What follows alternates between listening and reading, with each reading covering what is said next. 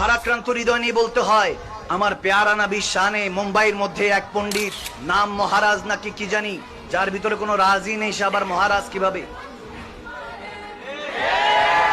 সব রাজ তো তেনার কাছে, যিনি মেরাজ করেছেন। ঠিক না? ঠিক না? তাদেরকে দায়িত্বহীন কণ্ঠে বলতে চাই, बांग्ला से हम कह रहे हैं, तमाम मुस्लिम उम्मा, हिंदुस्तान के नौजवान जो भाई बहन है, सारे मुंबई को ब्लॉक कर चुका है। अभी भी वहाँ पर इंतजार में है कि मेरे मुस्तफा को शान में जिसने गुस्ताखी की, उसके दांत उड़ा दिया जाए, जुबान छीन लिया जाए।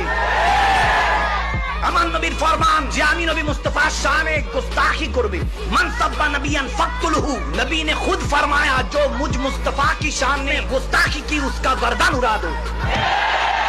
আমরা কোনো কথা বিচার চাই না, বাংলাদেশ থেকে বলতে চাই, দরকার পড়লে যদি বর্ডার উঠিয়ে দেয়, ইমামে হোসাইনের কাফেলা হয়ে, মাহদি আলাইহিস সালামের সৈনিক হয়ে, শের খোদা আলী, হযরত ওমর ইবনুল খাত্তাবের সৈনিক হয়ে আমরা হিন্দুস্তানে যেতে রাজি আছি।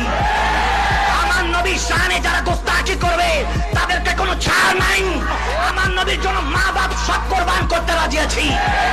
রক্ত দিয়ে ইমামে হোসাইনের মতো গোসল করে হলো আমার নবীর শান ও আজমতকে মাটিতে পড়তে দিব না ইনশাআল্লাহ।